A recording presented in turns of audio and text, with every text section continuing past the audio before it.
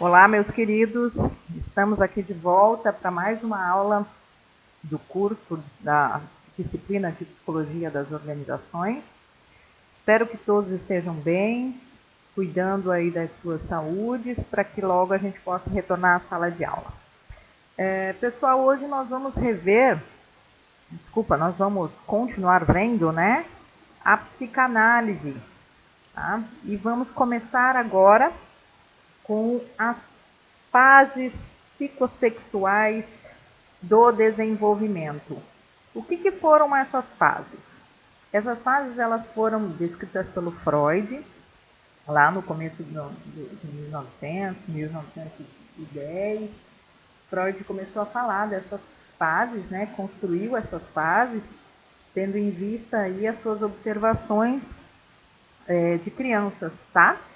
E ele foi extremamente criticado porque ele fez a seguinte afirmação, que as crianças tinham sexualidade. Mas ele não quis dizer que as crianças tinham sexualidade como a nossa sexualidade como adultos, mas sim que as crianças tinham libido. Tá? E o que seria a libido?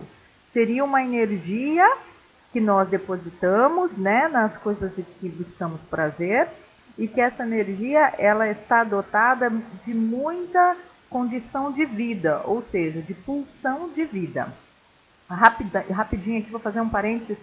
Freud fala de duas pulsões, a pulsão de vida e a pulsão de morte.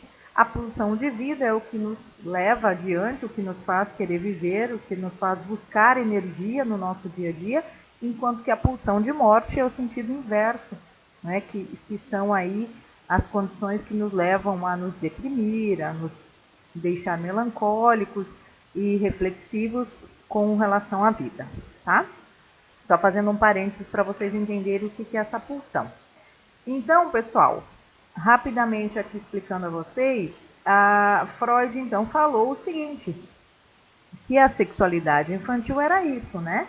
Não era um desejo pelo outro, e sim um desejo pelo próprio corpo, né? Por si próprio, né? Por essa energia que está focada no corpo como fonte de prazer. Então vamos lá. Então Freud descreveu aqui 5 fases, tá, dessa sexualidade, e ele coloca que estas fases constroem a nossa personalidade. Então a primeira caracteriza-se como fase oral, que vai de mais ou menos até 1 ano e meio, 2 anos, tá? E a nossa fase oral, onde que está a nossa zona erógena? Gente, não estou usando erógeno aqui no sentido sexual, mas sim onde a gente existe necessidades e temos que realizar gratificações, tá? Então, com relação à criança, é na fase oral, e vocês podem lembrar aí de bebês, crianças pequenas que vocês conheçam, a criança coloca tudo à boca, né? Toda a relação dela com o mundo é pautada pela boca. É o período de amamentação, é o período onde essa zona erógena, ou seja, onde a necessidade é maior, advinda toda do id, tá? E a necessidade de gratificação também é maior. Então, por exemplo, a criança, quando ela está com fome, ela vai chorar, certo?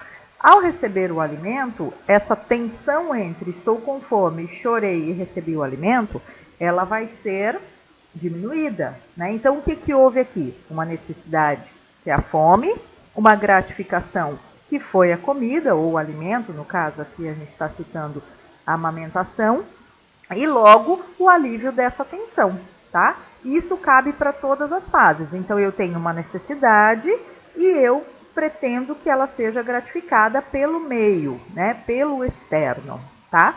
Então, na fase oral, isso está muito localizado na boca. E o que ele diz, então, depois de adultos, né? O que a gente pode, então, quem ficou um pouco... Ou seja, quando essa fase ela não é totalmente passada de forma muito favorável, ou seja, essa fase a gente viveu, ou ela foi gratificada demais, ou ela foi punida demais, ou seja, eu sofri com essas tensões, dependendo do quanto essas tensões foram grandes e as minhas necessidades não satisfeitas, pode ser que eu fique como se fosse com uma marca nesta fase, tá? É o que a gente chama daí na psicanálise em fixação. Então eu fiquei fixada numa dessas fases. E quem ficou ou teve essa marca na fase oral, ele conta, né, e descreve que depois na vida adulta pode ter problemas com dependência, dependência de drogas, de bebidas, de cigarro, pode ser uma pessoa agressiva verbalmente. Então a boca ela continua sendo o espaço de tensão, certo, pessoal?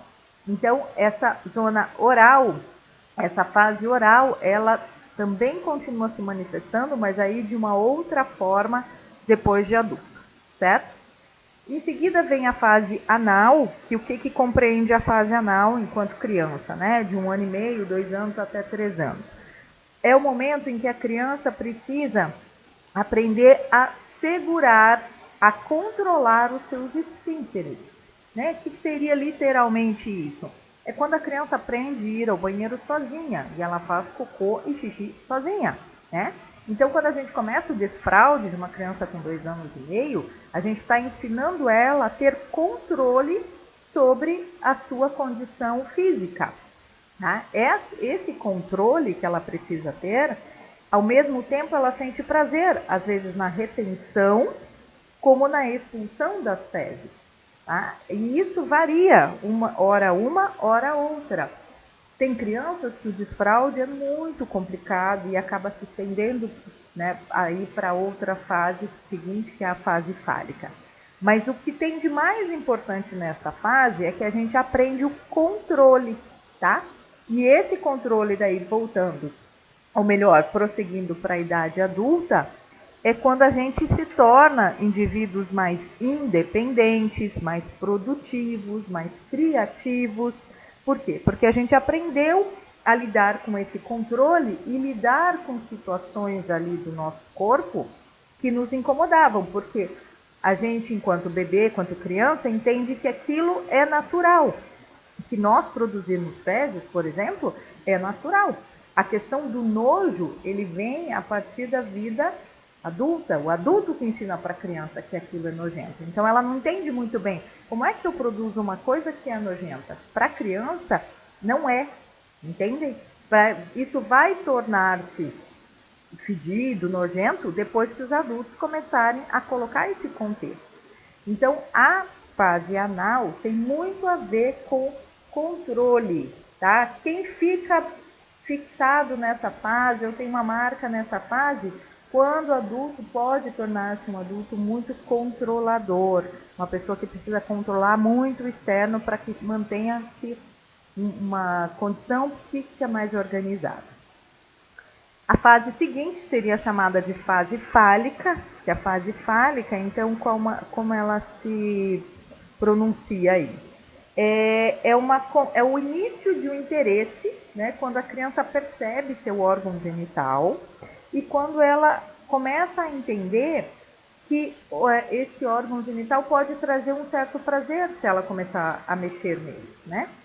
Então é a fase onde eles começam a lidar com regras, tá? O que pode, o que não pode.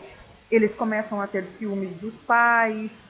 Então existe aqui o famoso complexo de Édipo, que eu não vou entrar muito em mérito não, porque não é necessário aqui que a gente possa desbravar um pouco esse complexo. Mas só para vocês entenderem muito rapidamente, fala-se um pouco que a menina volta-se mais para o pai e exige maiores cuidados e atenção do pai e vice-versa para o menino, né? Porque eles entendem ali que eles têm ciúmes dos pais enquanto casal, tá? Aqui também está a introdução da regra e, consequentemente, a construção do superego, lembrando, né? Vocês lembram agora que a gente já falou do superego, e são essas regras que vão formar o superego e vão nos auxiliar, depois de adultos, a entendermos o que é certo e o que é errado, tá?